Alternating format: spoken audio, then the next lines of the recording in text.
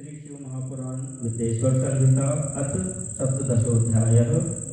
खंडलिंग स्वरूप प्रणव का महात्म्य, उसके सूक्ष्म रूप ओंकार और स्थूल रूप पंचाक्षर मंत्र का विवेचन, उसके जप की विधि एवं महिमा, कार्य ब्रह्म के लोकों से लेकर कारण रुद्र के लोकों तक का विवेचन करके कालातीत पंचावरण विशिष्ट शिवलोक के अनिर्वचनीय वैभव का निरूपण तथा शिव भक्तों के सत्कार की महत्ता।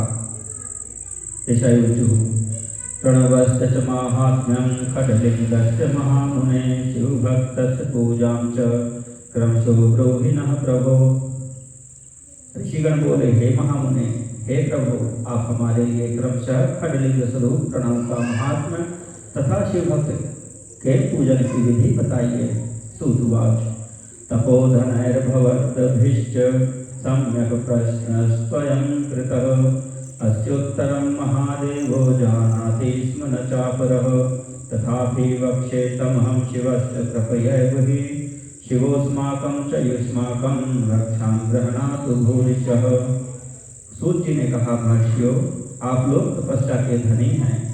आपने बड़ा सुंदर प्रश्न उपस्थित किया है, किंतु इसका ठीक ठीक उत्तर महादेव जी ही जानते हैं, दूसरा कोई नहीं। तथापि भगवान शिव की कृपा से ही मैं इस विषय का वर्णन करूंगा। वे भगवान शिव हमारी और आप लोगों की रक्षा का महान भार बारंबार स्वयं ही ग्रहण करें। प्रोहि प्रकृति जातस्य संसारस्य महोदधेः नवं नावान्तर्मिति प्रणवं वै विदुर्बुधाः। प्रपंचो न नास्ति वो युष्माकं प्रणवं विदुः प्रकर्षेण नयेद्यस्मान् मोक्षं वः प्रणवं विदुः। प्रनाम है प्रकृति से उत्पन्न संसार रूपी महासागर का। प्रणव उसे पार करने के लिए दूसरी नाव है। इसलिए विद्वान इस ओंकार को प्रणव की संज्ञा देते हैं। ओंकार अपने जप करने वाले साधकों से कहता है, प्रपंच ना नहीं है वह तुम लोगों के लिए। अतः इस भाव को लेकर भी ज्ञानी पुरुष ओम को प्रणव नाम से जानते हैं। इसका दूसरा भाव यह है, प्रकर्षेण न नयेत वह युष्मान मोक्षम इति वा प्रणवः, अर्थात यह तुम सब उपासकों को बलपूर्वक मोक्ष तक पहुंचा देगा। इस अभिप्राय से भी इसे ऋषि मुनि प्रणव कहते हैं। स्वमंत्र जापकानां च पूजकानां च योगिनां सर्वकर्मक्षयं कृत्वा दिव्यज्ञानं तु नूतनं तमेव मायारहितं नूतनं परिचक्षते प्रकर्षेण महात्मानं नवं शुद्धस्वरूपकं नूतनं वै करोति प्रणवं तं विदुर्बुधाः। प्रणवं द्विविधं प्रोक्तं सूक्ष्म स्थूल विभेदतः। अपना नाम जप करने वाले योगियों के तथा अपने मंत्र की पूजा करने वाले उपासक के समस्त कर्मों का नाश करके यह दिव्य नूतन ज्ञान देता है। इसलिए भी इसका नाम प्रणव है। उन माया रहित महेश्वर को ही नव अर्थात नूतन कहते हैं। वे परमात्मा प्रकृष्ट रूप से नव अर्थात शुद्ध स्वरूप हैं, इसलिए प्रणव कहलाते हैं। प्रणव साधक को नव अर्थात नवीन शिव स्वरूप कर देता है, इसलिए भी विद्वान पुरुष उसे प्रणव कहते हैं। अथवा प्रकृष्ट रूप से नव दिव्य परमात्म ज्ञान प्रकट करता है, इसलिए वह प्रणव कहा गया है। सूक्ष्ममेकाक्षरं विद्यात् स्थूलं पंचाक्षरं विदुः सूक्ष्मव्यक्त पंचाणं सुव्यक्ताणं तथेतरत् जीवन मुक्तस्य सूक्ष्मं हि सर्वसारं हितस्य हि मंत्रेणार्थानुसंधानं स्वदेह विलयावधि स्वदेहे कलिते पूर्णं शिवं प्राप्नोति निश्चयः केवलं मंत्र जापी तो योगं प्राप्नोति निश्चयः। प्रणव के दो भेद बताए गए हैं, स्थूल और सूक्ष्म। एक अक्षर रूप जो ओम है, उसे सूक्ष्म प्रणव जानना चाहिए और नमः शिवाय इस 5 अक्षर वाले मंत्र को स्थूल प्रणव समझना चाहिए, जिसमें 5 अक्षर व्यक्त नहीं हैं, वह सूक्ष्म है, और जिसमें 5 अक्षर सुस्पष्ट रूप से व्यक्त हैं, वह स्थूल है। जीवन मुक्त पुरुष के लिए सूक्ष्म प्रणव के जप का विधान है, वही उसके लिए समस्त साधनों का सार है। यद्यपि जीवन मुक्त के लिए किसी साधन की आवश्यकता नहीं है, क्योंकि वह सिद्ध रूप है, तथापि दूसरों की दृष्टि में जब तक उसका शरीर रहता है तब तक उसके द्वारा प्रणव जप की सहज साधना स्वतः होती रहती है। वह अपनी देह का विलय होने तक सूक्ष्म प्रणव मंत्र का जप और उसके अर्थभूत परमात्म तत्व का अनुसंधान करता रहता है। जब शरीर नष्ट हो जाता है तब वह पूर्ण ब्रह्म स्वरूप शिव को प्राप्त कर लेता है, यह सुनिश्चित है। कटत्रिंशत्कोटिजापि तु निश्चयं योगमाप्नुयात् सूक्ष्मं च द्विविधं ज्ञेयं ह्रस्वदीर्घविभेदतः अकारश्च उकारश्च मकारश्च ततः परं बिन्दुनादयितुं तद्धि शब्दकालकलान्वितं दीर्घप्रणवमेवं हि योगिनामेव हृद्गतं मकारं तन्त्रितत्वं हि ह्रस्वप्रणव उच्यते। शिवः शक्तिस्तयोरैक्यं मकारं तु त्रिकात्मकं ह्रस्वमेवं हि जाप्यं स्यात् सर्वपापक्षयेषिणाम्। जो केवल मंत्र का जप करता है उसे निश्चय ही योग की प्राप्ति होती है। जिसने 36 करोड़ मंत्र का जप कर लिया हो उसे अवश्य ही योग प्राप्त हो जाता है। सूक्ष्म प्रणव के भी ह्रस्व और दीर्घ के भेद से 2 रूप जानने चाहिए। अकार उकार मकार बिंदु नाद शब्द काल और कला, इनसे युक्त जो प्रणव है उसे दीर्घ प्रणव कहते हैं। वह योगियों के ही हृदय में स्थित होता है। मकार पर्यंत जो ओम है अ उ म, इन 3 तत्वों से युक्त है, इसी को ह्रस्व प्रणव कहते हैं। अ शिव है, उ शक्ति है और मकार इन दोनों की एकता है, वह त्रितत्व रूप है, ऐसा समझकर ह्रस्व प्रणव का जप करना चाहिए। जो अपने समस्त पापों का क्षय करना चाहते हैं उनके लिए इस ह्रस्व प्रणव का जप अत्यंत आवश्यक है। भुवा युक्तं कारणोद्योः शब्दादाश तथा दश आशान्वये दश पुनः प्रवृत्ता इति कथ्यते। ह्रस्वमेव प्रवृत्तानां निवृत्तानां तु दीर्घकं व्याहृत्यादौ च मन्त्रादौ कामं शब्दकलायुतं वेदादौ च प्रयोज्यं स्याद्वन्दने सन्ध्ययोरपि नवकोटिजपान् जप्त्वा संशुद्धः पुरुषो भवेत्। पृथ्वी, जल, तेज, वायु और आकाश, ये 5 भूत तथा शब्द, स्पर्श आदि इनके 5 विषय, ये सब मिलकर 10 वस्तुएं मनुष्यों की कामना के विषय हैं। इनकी आशा मन में लेकर जो कर्मों के अनुष्ठान में संलग्न होते हैं वे 10 प्रकार के पुरुष प्रवृत्त अथवा प्रवृत्ति मार्गी कहलाते हैं, तथा जो निष्काम भाव से शास्त्र वेद कर्मों का अनुष्ठान करते हैं वे निवृत्त अथवा निवृत्ति मार्गी कहे गए हैं।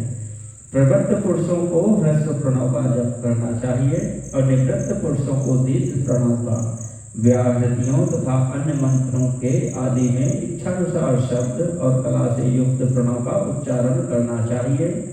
वेद के आदि में और दोनों संध्याओं की उपासना के समय भी ओंकार का उच्चारण करना चाहिए। पुनश्च नवकोट्या तु पृथ्वी जयमाप्नुयात् पुनश्च नवकोट्या तु ह्यपां जयमवाप्नुयात् पुनश्च नवकोट्या तु तेजसां जयमाप्नुयात् पुनश्च नवकोट्या तु वायुर्जयमवाप्नुयात् आकाशजयमाप्नोति नवकोटिजपेन वै गन्धादीनां क्रमेणैव नवकोटिजपेन वै अहंकारश्च पुनर्नवकोटिजपेन वै। प्रणव का 9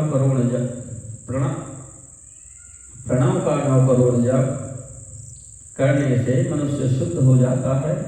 पुनः 9 करोड़ का जप करने से वह पृथ्वी तत्व पर विजय पा लेता है। तत्पश्चात पुनः 9 करोड़ का जप करके वह जल तत्व को जीत लेता है। पुनः 9 करोड़ जप से वह अग्नि तत्व पर विजय पाता है। तदनंतर फिर 9 करोड़ जप का जप करके वह वायु तत्व पर विजयी होता है और फिर 9 करोड़ के जप से आकाश को अपने अधिकार में कर लेता है। इसी प्रकार 9 करोड़ का जप करके वह क्रमशः गंध, रस, रूप, स्पर्श और शब्द पर विजय पाता है।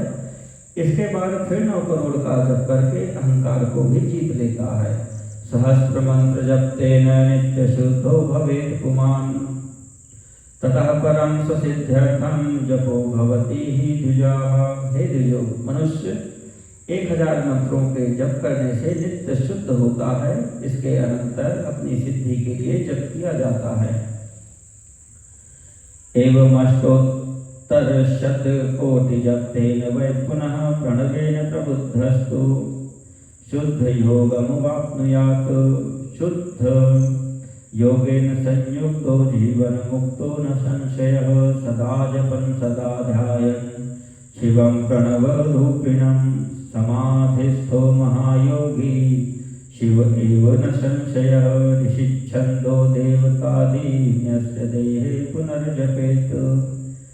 प्रणवं मातृकायुक्तं देहेन्यस्य ऋषिर्भवेत्। दशमात्रषट् ध्वादि सर्वं न्यासफलं लभेत्। प्रवृत्तानां च मिश्राणां स्थूल प्रणव उत्मिष्यते। इस तरह 108 करोड़ प्रणव का जप करके उत्कृष्ट बोध को प्राप्त हुआ पुरुष शुद्ध योग प्राप्त कर लेता है। शुद्ध योग से युक्त होने पर वह जीवन मुक्त हो जाता है, इसमें संशय नहीं है। सदा प्रणव का जप और प्रणव रूपी शिव का ध्यान करते करते समाधि में स्थित हुआ महायोगी पुरुष साक्षात शिव ही है, इसमें संशय नहीं है। पहले अपने शरीर में प्रणव के ऋषि, छंद और देवता आदि का न्यास करके फिर जप आरंभ करना चाहिए। अकार आदि मातृका वर्णों से युक्त प्रणव का अपने अंगों में न्यास करके मनुष्य ऋषि हो जाता है। मंत्रों में दशाविध संस्कार, मातृका न्यास तथा खड़त्व शोधन आदि के साथ संपूर्ण न्यास का फल से प्राप्त हो जाता है। प्रवृत्ति तथा प्रवृत्ति निवृत्ति से मिश्रित भाव वाले पुरुषों के लिए स्थूल प्रणव का जप ही अभीष्ट साधक होता है। मंत्रों के 10 संस्कार ये हैं: जनन, दीपन, बोधन, ताड़न, अभिषेचन, विमलीकरण, जीवन, तर्पण, गोपन और आप्यायन।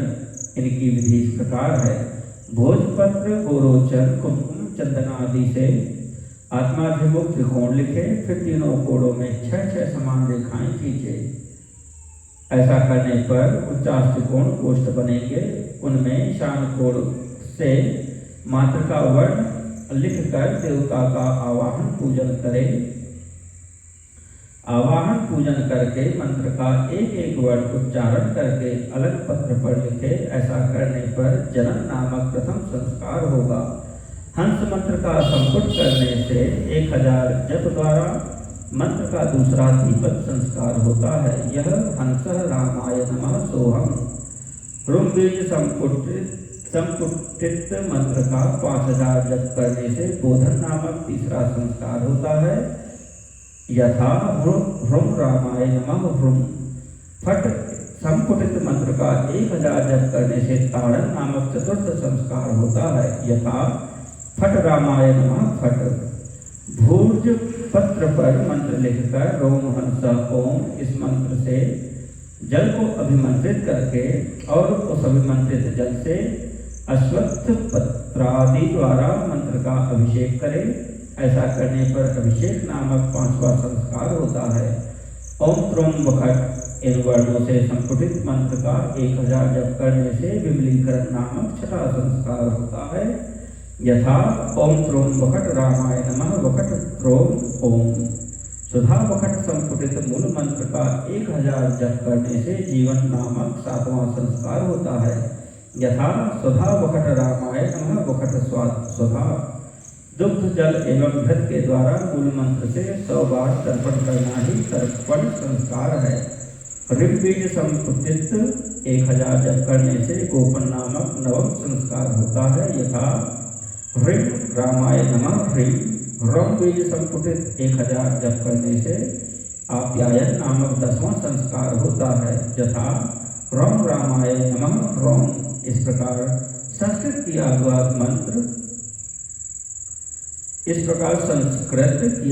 मंत्र शीघ्र सिद्धिप्रद होता है। रक्त शोधन का कार्य हौत्री दीक्षा के अंतर्गत है।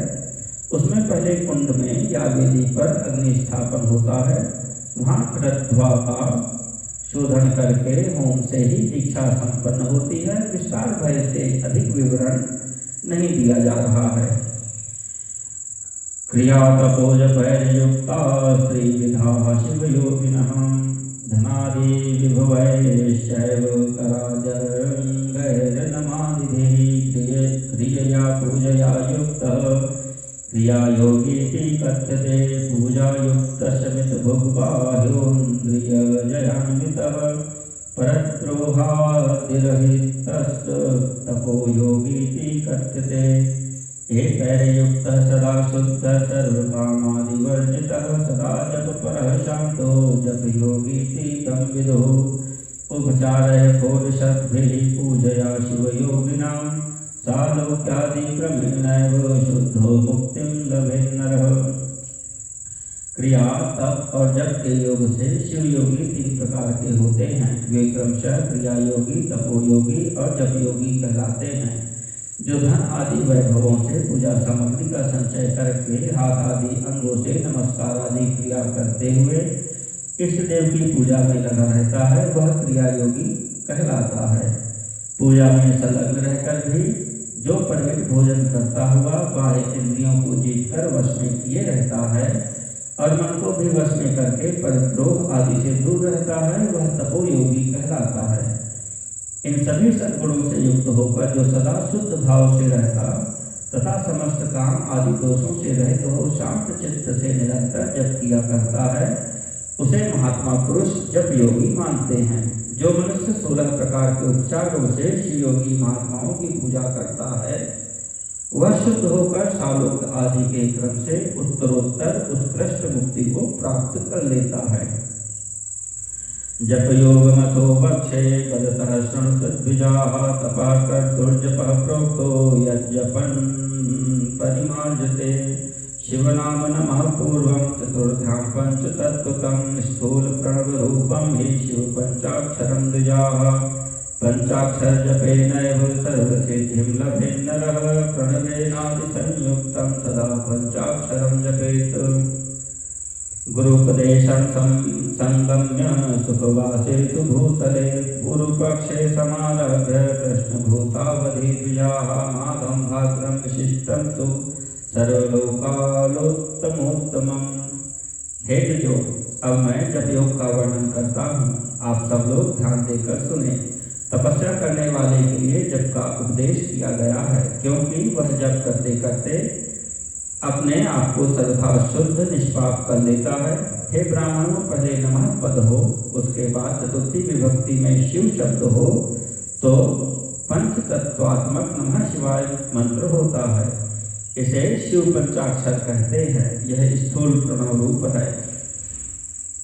इस पंचाक्षर के जप से ही मनुष्य संपूर्ण सिद्धियों को प्राप्त कर लेता है। पंचाक्षर मंत्र के आदि में ओंकार लगाकर ही सदा उसका जप करना चाहिए। हे द्विजो, गुरु के मुख से पंचाक्षर मंत्र का उपदेश पाकर जहाँ सुखपूर्वक निवास किया जा सके, ऐसी उत्तम भूमि पर महीने के पूर्व पक्ष शुक्ल में प्रतिपदा से आरंभ करके कृष्ण पक्ष की चतुर्दशी तक निरंतर जप करता रहे। माघ और भादों के महीने अपना विशिष्ट महत्व रखते हैं। यह समय सब समयों से उत्तमोत्तम माना गया है। एक वारं हिताशीतु वाग्यतो नेयतेन्द्रियः स्वस्य राजपितॄणां च नित्यं शुश्रूषणं चरेत्। सहस्रजपमात्रेण भवेत् शुद्धोऽन्यथार्णी। पंचाक्षरं पंचलक्षं जपेत् शिवमनुस्मरन्। पद्मासनस्थं शिवदं गंगाचन्द्रकलान्वितं वामोरुस्थितशक्त्या च विराजन्तं महागणैः। मृगटङ्कधरं देवं वरदाभयपाणिकं सदानुग्रहकर्तारं सदाशिवमनुस्मरन् सम्पूज्य मनसा पूर्वं हृदि वा सूर्यमण्डले जपेत पञ्चाक्षरीं विद्यां प्राङ्गमुख शुद्धकर्मकृत् प्रातः कृष्ण चतुर्दश्यां नित्यकर्म समाप्य च मनोरमेषु चौदेशे नियतः शुद्धमानसः पंचाक्षरस्य मंत्रस्य सहस्रं द्वादशं जपेत। साधक को चाहिए कि वह प्रतिदिन एक बार परिमित भोजन करे, मौन रहे, इंद्रियों को वश में रखे, अपने स्वामी एवं माता पिता की नित्य सेवा करे। इस नियम से रहकर जप करने वाला पुरुष 1000 जप से ही शुद्ध हो जाता है, अन्यथा वह ऋणी होता है। भगवान शिव का निरंतर चिंतन करते हुए पंचाक्षर मंत्र का 5 लाख जप करे। जप काल में इस प्रकार ध्यान करे, कल्याणदाता भगवान शिव कमल के आसन पर विराजमान हैं। उनका मस्तक श्री गंगा जी तथा चंद्रमा की कला से सुशोभित है। उनकी बाईं जांघ पर आदिशक्ति भगवती उमा बैठी हैं। वहाँ खड़े हुए बड़े बड़े गण भगवान शिव की शोभा बढ़ा रहे हैं। महादेव जी अपने 4 हाथों में मृग मुद्रा, टंक तथा वर एवं अभय की मुद्रा धारण किए हुए हैं। इस प्रकार सदा सब पर अनुग्रह करने वाले भगवान सदाशिव का बार बार स्मरण करते हुए हृदय अथवा सूर्यमंडल में पहले उनकी मानसिक पूजा करके फिर पूर्वाभिमुख हो पूर्वोक्त पंचाक्षरी विद्या का जप करे। उन दिनों साधक सदा शुद्ध कर्म ही करे। जप की समाप्ति के दिन कृष्ण पक्ष की चतुर्दशी को प्रातःकाल नित्य कर्म संपन्न करके शुद्ध एवं सुंदर स्थान में शौच संतोष आदि नियमों से युक्त होकर शुद्ध हृदय से पंचाक्षर मंत्र का 12000 जप करे।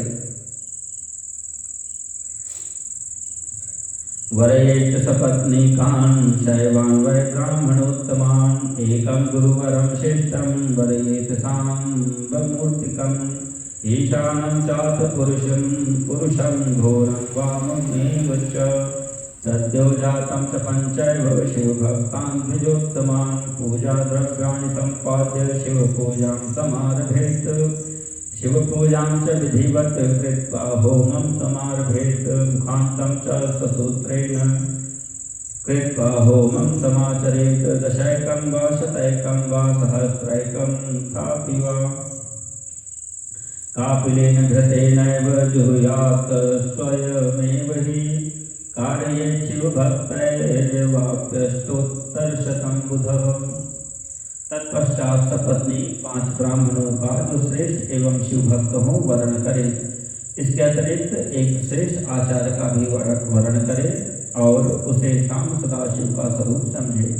ईशान, तत्पुरुष, अघोर, वामदेव तथा सत्यवजात इन पांचों को प्रतीक स्वरूप श्रेष्ठ और शिव भक्त ब्राह्मणों का वर्ण करने के पश्चात पूजन सामग्री को एकत्र करके भगवान शिव का पूजन आरंभ करे। विधि पूर्वक शिव की पूजा संपन्न करके होम आरंभ करे। अपने ग्रह सूत्र के अनुसार मुखांत कर्म करने के अर्थात परिसमूहन, उपलेपन, उल्लेखन, मृद उद्धरण और अभ्युक्षण इन पंचभू संस्कारों के पश्चात वेदी पर स्वाभिमुख अग्नि को स्थापित करके कुशकंडिका करने के अनंतर प्रज्वलित अग्नि में आज्य भागान आहुति देकर पश्चात होम का कार्य आरंभ करें।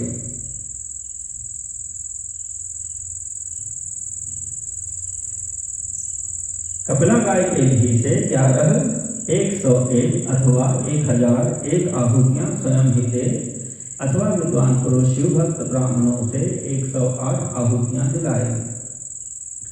होमांते दक्षिणादेया गुरोर्गो मिथुनं तथा ईशानादिस्वरूपान् तां गुरुं ताम्बं विभाव्य च तेषां पतश्चित्तो येन स्वशिरः स्नानमाचरेत् खट्टिंशत्कोटितीर्थेषु सद्य स्नानफलं लभेत्। दशंगमन्नं तेषां वै दद्याद्वै भक्तिपूर्वकं पराबुद्ध्या गुरोः पत्नी ईशानादिक्रमेण तु परमान्नेन सम्पूज्य यथा विभव विस्तरं रुद्राक्षवस्त्रपूर्वं च वटकापूपकैर्युतं बलिदानं ततः कृत्वा भूरि भोजनमाचरेत् ततः सम्प्रार्थ्य देवेशं जपं तावत् समापयेत्। पुरश्चरणमेवं तु कृत्वा मन्त्री भवेन्नरः पुनश्च पञ्चलक्षेण सर्वपापक्षयो भवेत्। अतलादि समारभ्य सत्यलोकावधिक्रमाद पञ्चलक्ष जपात् तत्तलोकैश्वर्यं वाप्नुयात्। होम कर्म समाप्त होने पर गुरु को दक्षिणा के रूप में एक गाय और बैल देने चाहिए। ईशान आदि के प्रतीक स्वरूप जिन 5 ब्राह्मणों का वर्णन किया गया हो उनको ईशान आदि का ही स्वरूप समझे तथा आचार्य को शाम सदाशिव का स्वरूप समझे। इसी भावना के साथ उन सबके चरण धोए और उनके चरणोदक से अपने मस्तक को सींचे। ऐसा करने से वह साधक 36 करोड़ तीर्थों में स्नान करने का फल तत्काल प्राप्त कर लेता है। उन ब्राह्मणों को भक्ति पूर्वक दशांग अन्न देना चाहिए। गुरु पत्नी को पराशक्ति मानकर उनका भी पूजन करे। ईशानादि क्रम से उन सभी ब्राह्मणों का उत्तम अन्न से पूजन करके अपने वैभव विस्तार के अनुसार रुद्राक्ष वस्त्र बड़ा और कुआ आदि अर्पित करे। तदनंतर दिक्पाल आदि को बलि देकर ब्राह्मणों को भरपूर भोजन कराए। इसके बाद देवेश्वर शिव से प्रार्थना करके अपना जप समाप्त करे। इस प्रकार पुनश्चरण करके मनुष्य उस मंत्र को सिद्ध कर लेता है। फिर 5 लाख जप करने से उसके समस्त पापों का नाश हो जाता है। तदनंतर पुनः 5 लाख जप करने पर मनुष्य अतल से लेकर सत्यलोक तक के लोकों का ऐश्वर्य प्राप्त कर लेता है।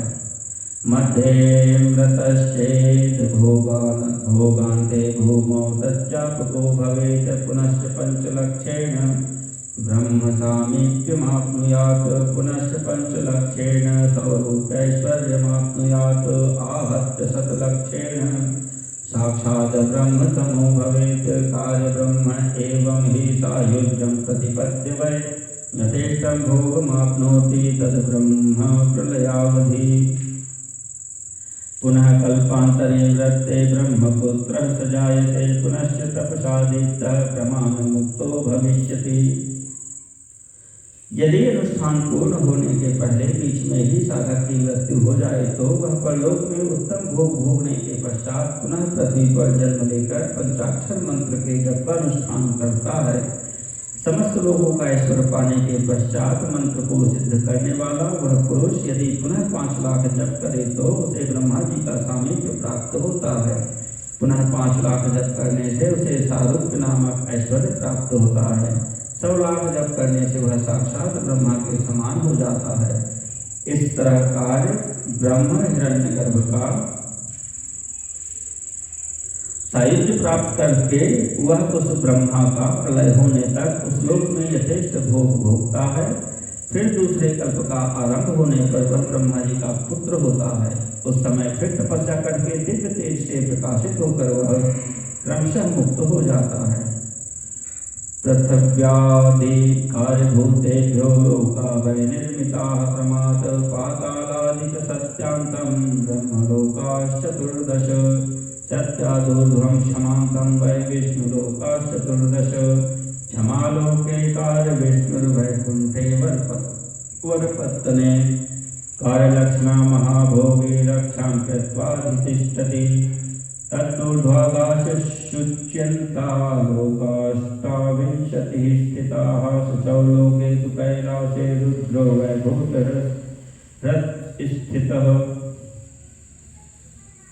खडुत्तराश 50 हिंसान्तास्तद्दूर्ध्वकाः अहिंसा लोकमास्थाय ज्ञान कैलास के पुरे कारेश्वर स्थिरो भावं सर्वान् कृत्वाधितिष्ठति तदन्ते कालचक्रमे कालातीतस्ततः परं शिवेनाधिष्ठितस्तत्र कालश्चक्रेश्वराहवयः माहिषं धर्ममास्थाय सर्वान् कालेन युञ्चति।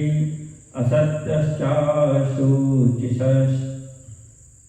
असत्यश्चाशुचिश्चैव हिंसा चैवात निर्घृणा। पृथ्वी आदि कार्य स्वरूप भूतों द्वारा पाताल से लेकर सत्यलोक पर्यंत ब्रह्मा जी के 14 लोक क्रमशः निर्मित हुए हैं।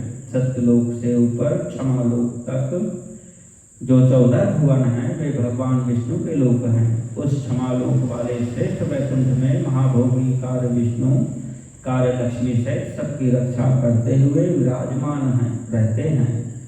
क्षमालोक से ऊपर शुचिलोक पर्यंत 28 भुवन स्थित हैं। शुचिलोक के अंतर्गत कैलाश में प्राणियों का संहार करने वाले रुद्रदेव विराजमान हैं। शुचिलोक से ऊपर अहिंसा लोक पर्यंत 56 भुवनों की स्थिति है। अहिंसा लोक का आश्रय लेकर जो ज्ञान कैलाश नामक नगर शोभा पाता है उसमें कार्यभूत महेश्वर सबको अदृश्य करके रहते हैं।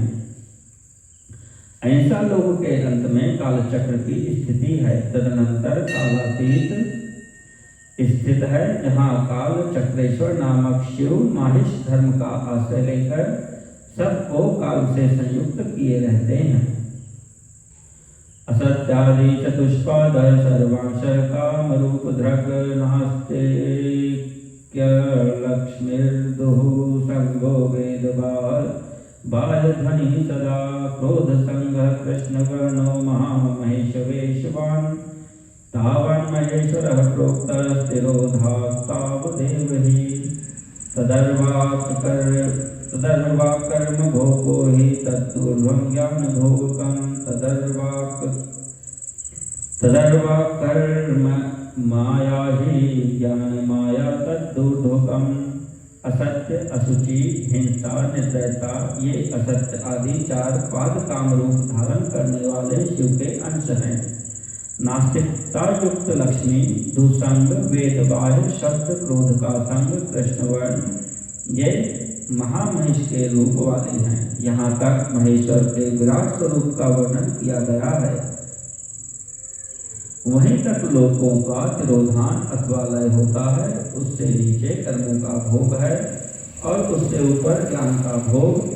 उसके नीचे कर्म माया है और उसके ऊपर ज्ञान माया। माँ लक्ष्मी कर्म भोगो वै याति मायेति कथ्यते। माँ लक्ष्मी ज्ञान भोगी वै याति मायेति कथ्यते।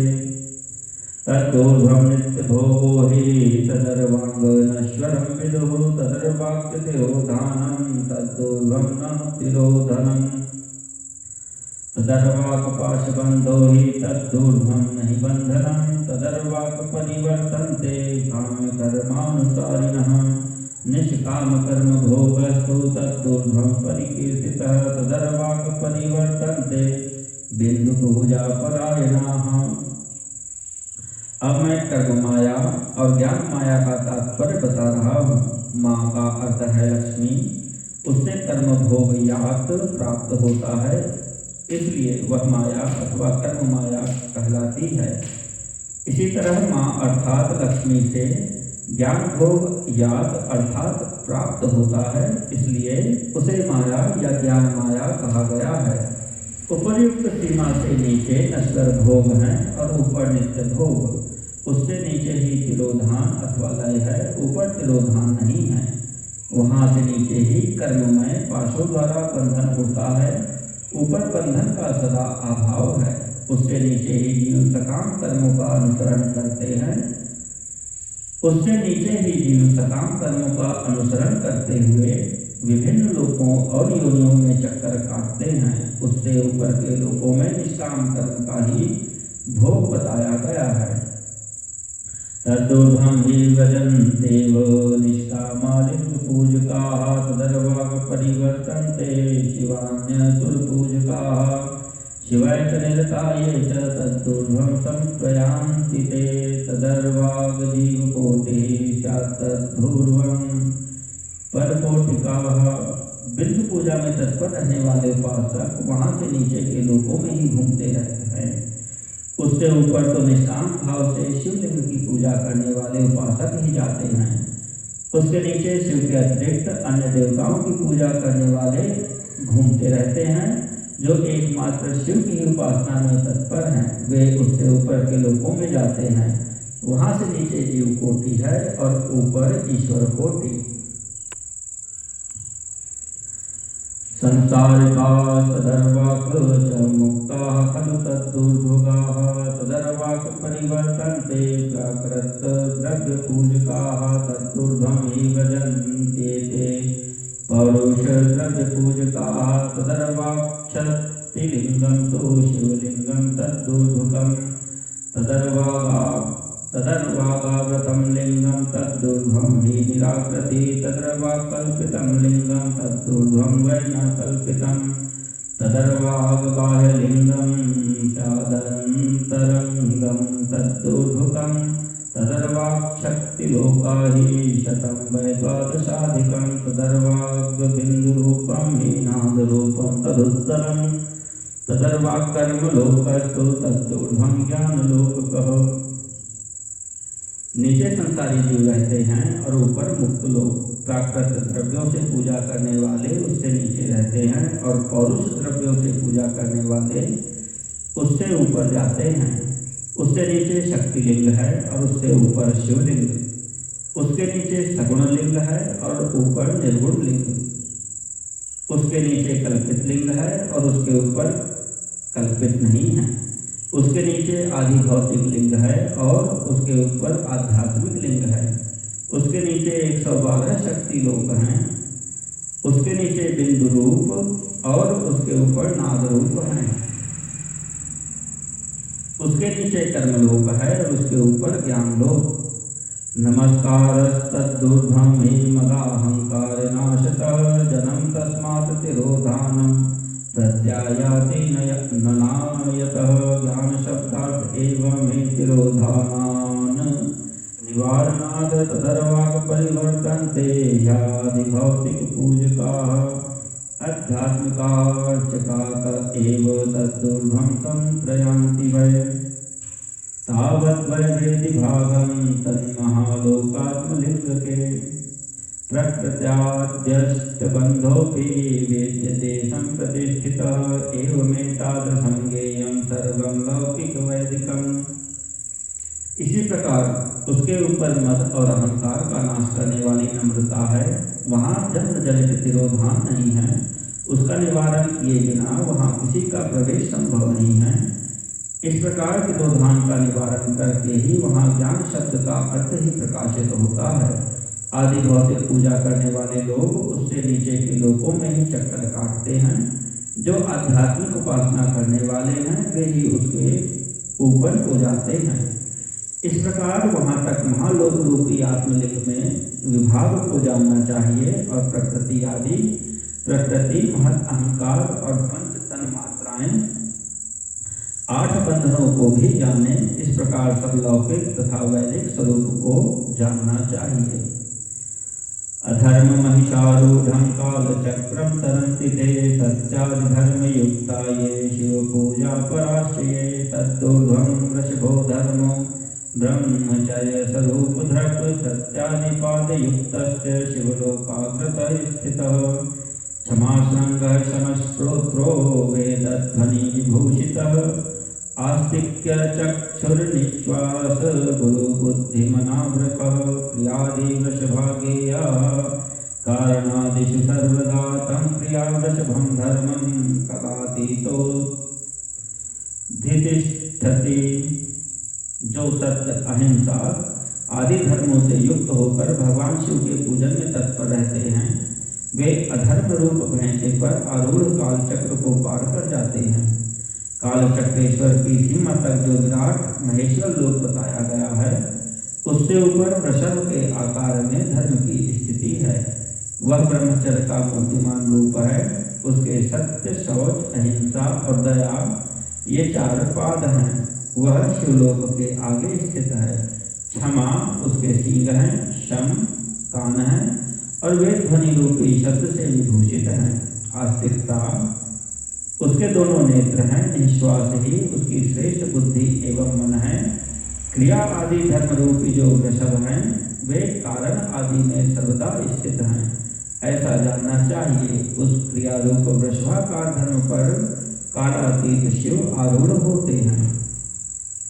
ब्रह्म विष्णु महेशानां स्वस्वायुर्दिनमुच्यते तद्दूर्ध्वं नादिनं रात्रिर्जन्ममरणादिकं पुनः कारण सत्यांकाः कारण ब्रह्मणस्तथा गन्धादिभ्यस्तुद्भूतेभ्यस्तद्दूर्ध्वं निर्मिताः सदा सूक्ष्म गंध स्वरूपा ही स्थिता लोका चतुर्दश पुनः कारण विष्णुर्वय स्थिता लोका चतुर्दश। ब्रह्मा विष्णु और महेश्वर की जो अपनी अपनी आयु है उसी को दिन कहते हैं। जहाँ धर्म रूपी वृषभ की स्थिति है उसके ऊपर न दिन है न रात्रि है, वहाँ जन्म मरण आदि भी नहीं है। फिर कारण स्वरूप ब्रह्मा के भी कारण सत्यलोक पर्यंत 14 लोक स्थित हैं जो 5 भौतिक गंध आदि से परे हैं। उनकी समानता उनकी सनातन स्थिति है, सूक्ष्म गंध ही उनका स्वरूप है। पुनः कारण रुद्रस्य लोकाष्टाविंशकामताः पुनश्च कारणेशस्य खटपञ्चाशत्तदूर्ध्वोगाः ततः परं ब्रह्मचर्य लोकाख्यं शिवसम्मतं तत्रैव ज्ञानकैलासे पंचावरण संयुते पंचमंडल संयुक्तं पंचब्रह्मकलान्वितं आदिशक्तिसमायुक्तमादिलिङ्गं तु तत्र वै शिवालयमिदं प्रोक्तं शिवस्य परमात्मनः परशक्त्या समायुक्तस्तत्रैव परमेश्वरः सृष्टिस्थितिश्च संहारस्थिरो भावोऽप्यनुग्रहः पंचकृतप्रवीणोऽसौ सच्चिदानंद विग्रहः। इसके ऊपर कारण रूप विष्णु के 14 लोक स्थित हैं। उनसे भी ऊपर फिर कारण रूपी रुद्र के 28 लोकों की स्थिति मानी गई है।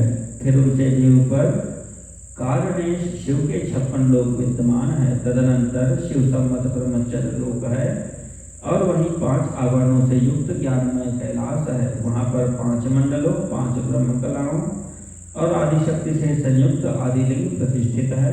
उसे परमात्मा शिव का शिवालय कहा गया है। वहीं पराशक्ति से युक्त परमेश्वर शिव निवास करते हैं। वे सृष्टि पालन संहार तिरोभाव और अनुग्रह इन 5 कृत्यों में प्रवीण है। उनका श्री विग्रह सच्चिदानंद स्वरूप है।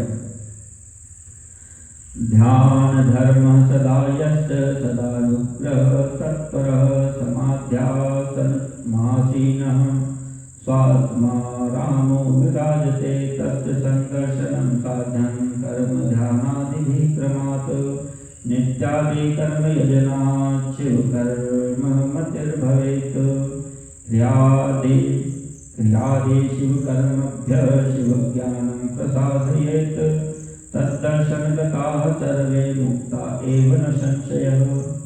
वे सदा ध्यान रूपी धर्म में ही स्थित रहते हैं और सदा सब पर अनुग्रह किया करते हैं। वे स्वात्मा राम हैं और समाधि रूपी आसन पर आसीन हो सुशोभित होते हैं। कर्म एवं ध्यान आदि का अनुष्ठान करने से क्रमशः साधन पथ में आगे बढ़ने पर उनका दर्शन साध्य होता है। नित्य नैमित्तिक आदि कर्मों द्वारा देवताओं का यजन करने से भगवान शिव के समाराधन कर्म में मन लगता है। क्रिया आदि जो शिव संबंधी कर्म है उनके द्वारा शिव ज्ञान सिद्ध करें। जिन्होंने शिव तत्व का साक्षात्कार कर लिया है अथवा जिन पर शिव की कृपा दृष्टि पड़ चुकी है वे सब मुक्त ही हैं, इसमें संशय नहीं है। मुक्तिरात्मस्वरूपेण स्वात्मारामत्वमेव हि क्रिया तपो जपो ज्ञान ध्यान धर्मेषु स्थितः शिवस्य दर्शनं लब्ध्वा स्वात्मारामत्वमेव हि यथा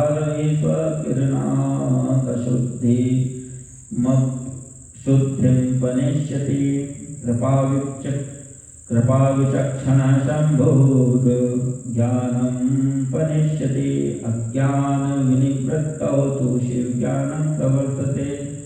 शिवज्ञानात्मस्वरूपरूपमात्मा रामत्वमेष्यति आत्मा रामत्वसंसिद्धौ कृतकृत्यो भवेत् नरः। आत्मस्वरूप से जो स्थित है वही मुक्ति है। एकमात्र अपने आत्मा में रमण या आनंद का अनुभव करना ही मुक्ति का स्वरूप है। जो पुरुष क्रिया तप जप ज्ञान और ध्यान रूपी धर्मों में भली भांति स्थित है वह शिव का साक्षात्कार करके स्वात्मारामत्व स्वरूप मोक्ष को भी प्राप्त कर लेता है। जैसे सूर्य अपनी किरणों से अशुद्धि को दूर कर देते हैं, उसी प्रकार कृपा करने में कुशल भगवान शिव अपने भक्त के अज्ञान को मिटा देते हैं। अज्ञान की निवृत्ति हो जाने पर शिव ज्ञान स्वतः प्रकट हो जाता है। शिव ज्ञान से अपना विशुद्ध स्वरूप आत्मारामत्व प्राप्त होता है और आत्मारामत्व की सम्यक सिद्धि हो जाने पर मनुष्य कृतकृत्य हो जाता है। पुनश्च शतलक्षेण ब्रह्मण पदमाप्नुयात् पुनश्च शतलक्षेण विष्णु पदमवाप्नुयात्। शिव मंत्र का 100 लाख जप करने से ब्रह्म पद की प्राप्ति होती है और फिर 100 लाख जप करने से विष्णु पद प्राप्त होता है।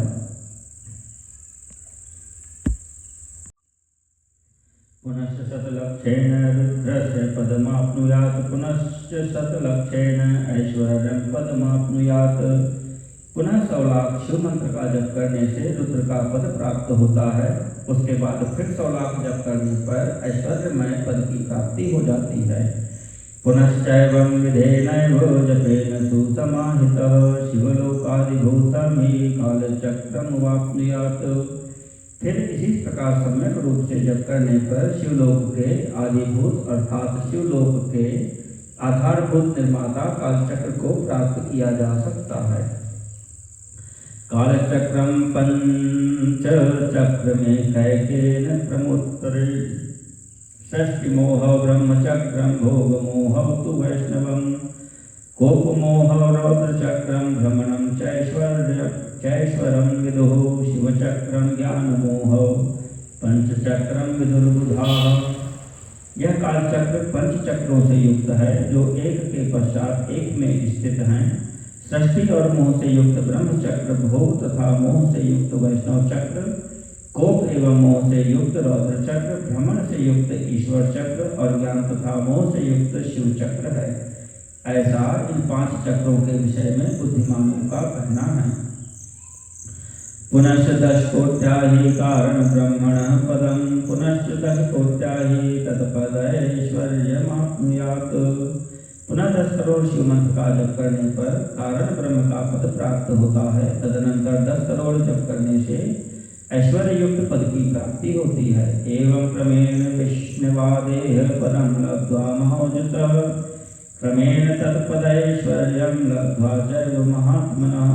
इस प्रकार क्रमशः जप करता हुआ प्राणी महान ओजस्वी विष्णु के पद को प्राप्त कर पुनः उसी क्रम से जपता हुआ महात्माओं तथा ऐश्वर्य पद को प्राप्त करता है। शतकोटि मनुं जप्त्वा पंचोत्तरमतन्द्रितः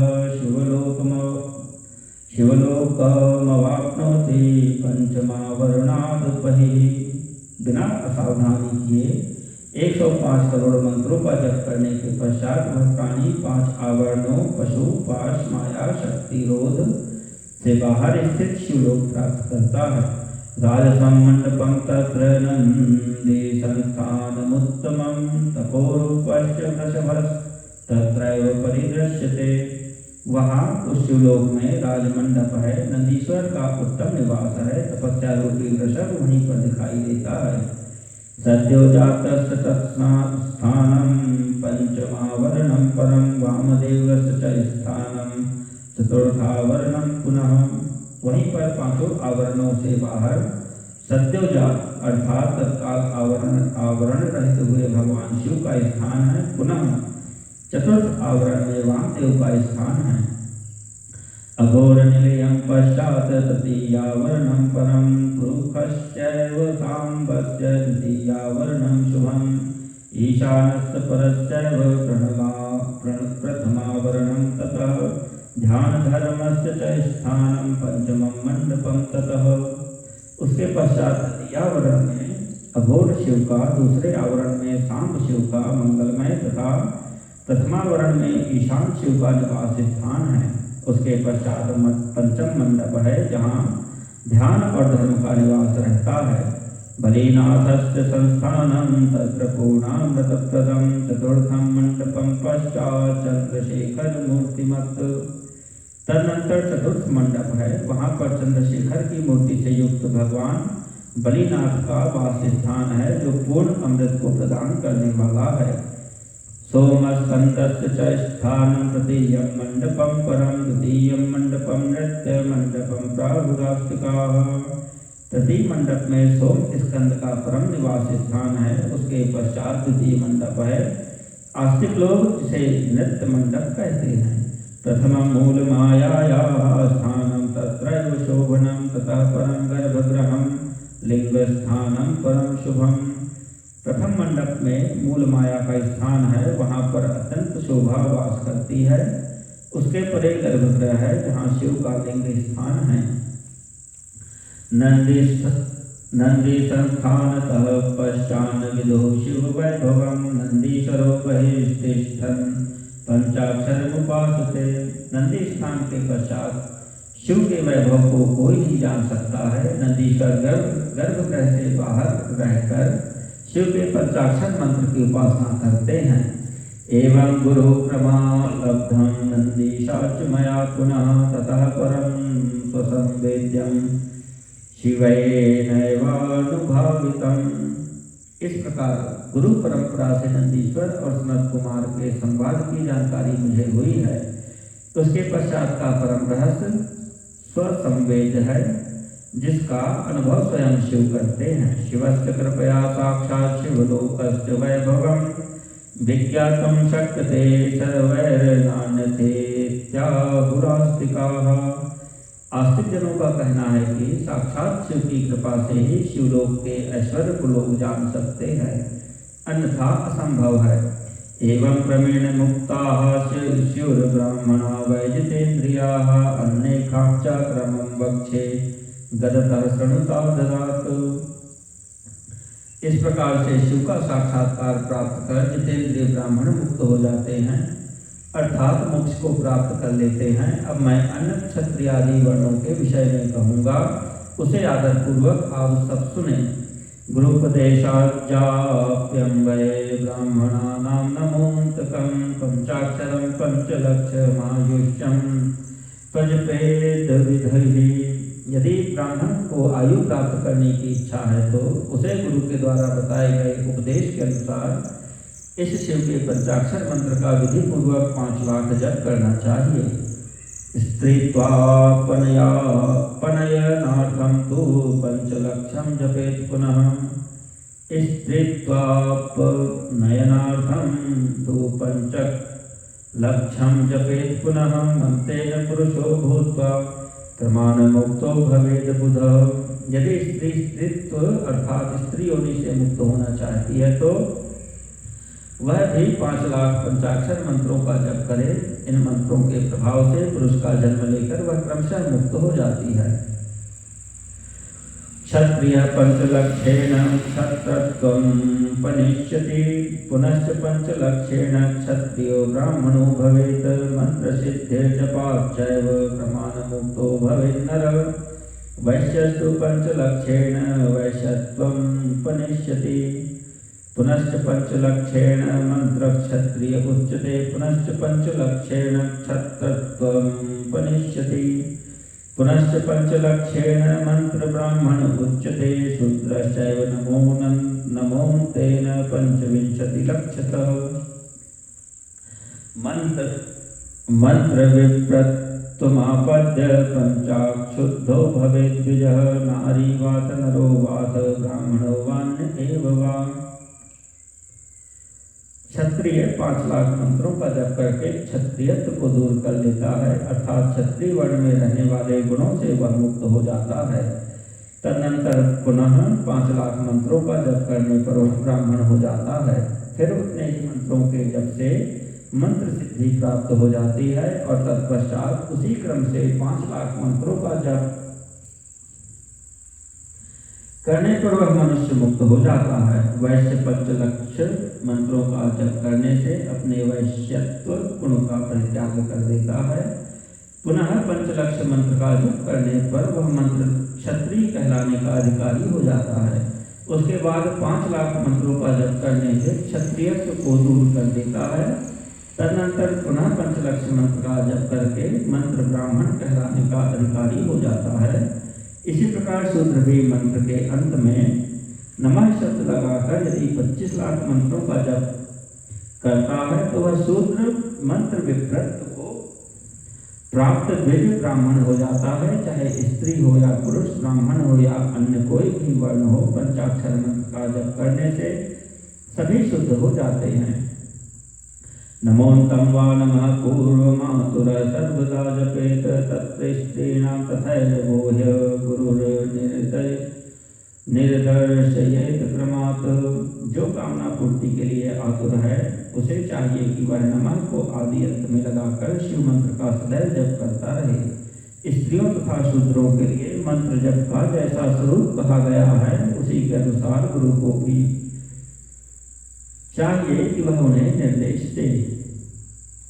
साधकः पंचलक्षान्ते शिव प्रीत्यर्थमेव हि महाभिषेक नैवेद्यं कृत्वा भक्तांश पूजयेत्। साधक को चाहिए कि वह 5 लाख जप करने के पश्चात भगवान शिव की प्रसन्नता के लिए महाभिषेक एवं नैवेद्य निवेदन करके शिव भक्तों का पूजन करे। पूजया शिव भक्तस्य शिव प्रीततरो भवेत् शिवस्य शिव भक्तस्य भेदो नास्ति शिवो हि सः। शिव भक्त की पूजा से भगवान शिव बहुत प्रसन्न होते हैं।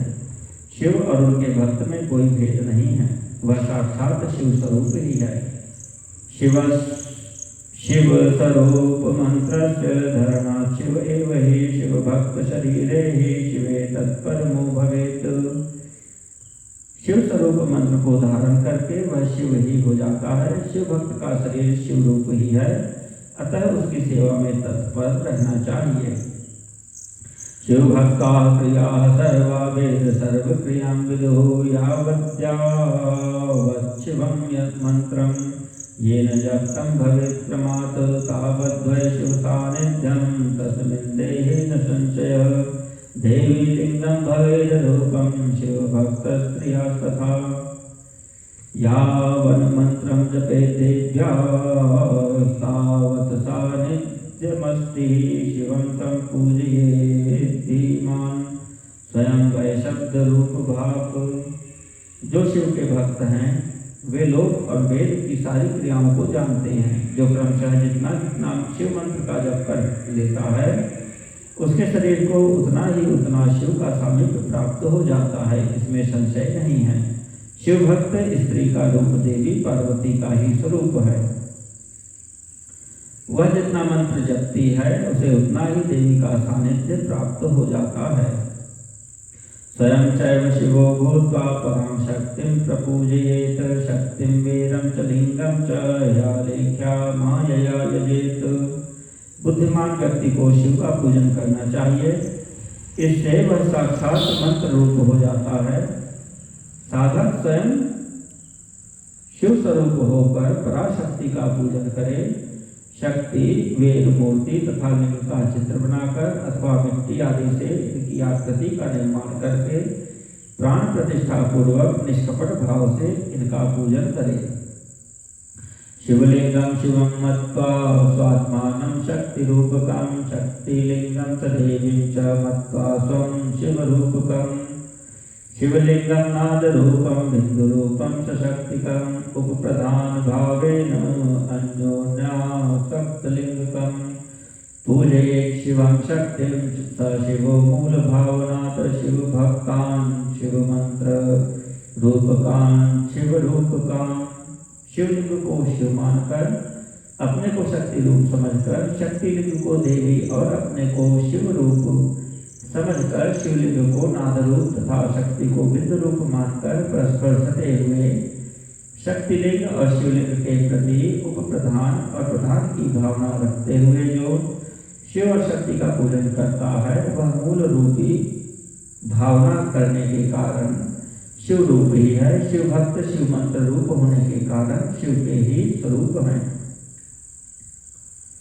षोडशैरूपचारैश्च पूजयेदिष्टमाप्नुयात् येन शुश्रूषणाद्यश्च शिवभक्तस्य लिङ्गनः आनन्दं जनयेत् विद्वान् शिवः प्रीतरत्तरो भवेत् शिवभक्तान् सपत्नीकान् पत्न्या सह सदैव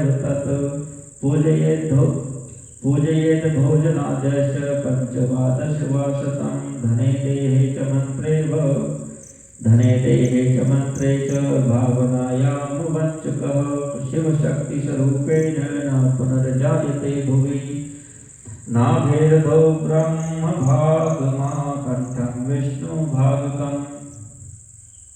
जो 16 उपचारों के द्वारा उनकी पूजा करता है उसे अभीष्ट वस्तु की प्राप्ति होती है। जो शिव लिंगोपासक शिव भक्त की सेवा आदि करके उसे आनंद प्रदान करता है उस विद्वान पर भगवान शिव बड़े प्रसन्न होते हैं।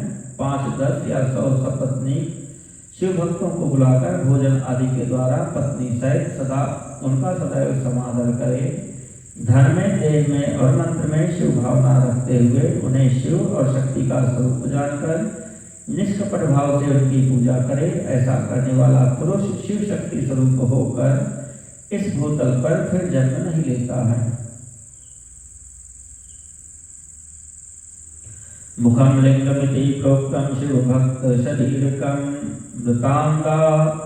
दतांगाहादियुक्तान् वा दाहादिर्हितानृतान् उद्दिश्य पूजयेदादि पितरं शिवमेव हि पूजां कृत्वादिमातुश्च शिवभक्तांश पूजयेत पितृलोकं समासाद्य प्रमाणमुक्तो भवेन्मृतः क्रियायुक्तदश्भ्यश्च तपोयुक्तो विशिष्यते।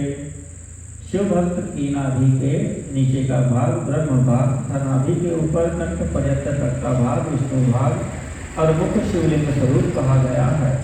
मृत्यु के पश्चात जिनका दाहादि संस्कार हुआ हो अथवा जो दाहादि संस्कार से रहित हो उन पितरों के उद्देश्य से शिव को ही आदि पितर मानकर उनकी पूजा करनी चाहिए।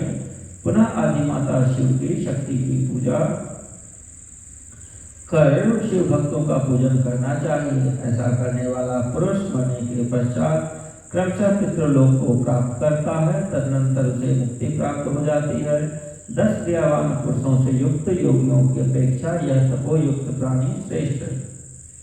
10 क्रियावान पुरुषों से युक्त योगियों की अपेक्षा एक तपोयुक्त प्राणी श्रेष्ठ है।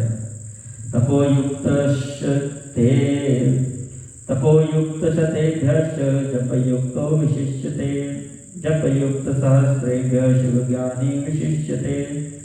100 तपोयुक्तो तपस्वियों की अपेक्षा एक जपयुक्त जापक विशिष्ट है।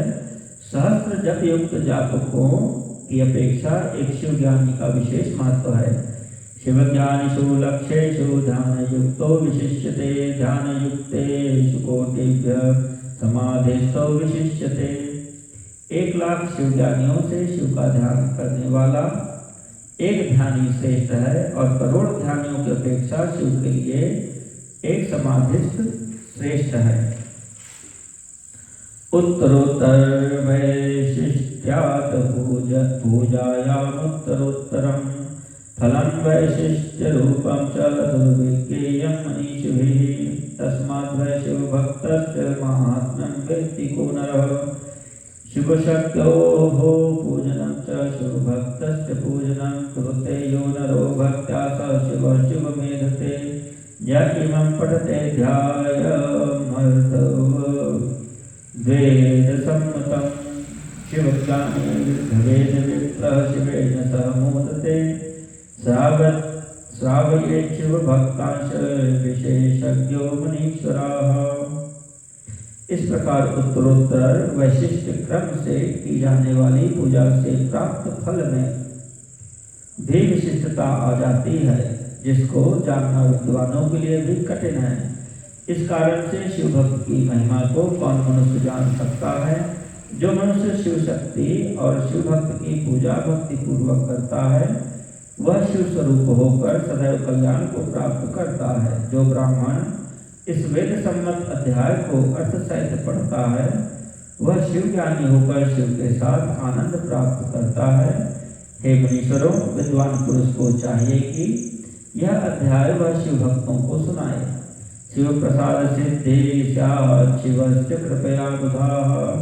हे बुधजनों, ऐसा करने से भगवान शिव की कृपा से उनका अनुग्रह प्राप्त हो जाता है। इति श्री शिव महापुराणे प्रथमायां विद्येश्वर संहितायां प्रणव पंचाक्षर मंत्र महात्म वर्णनम नाम 17ोऽध्यायः।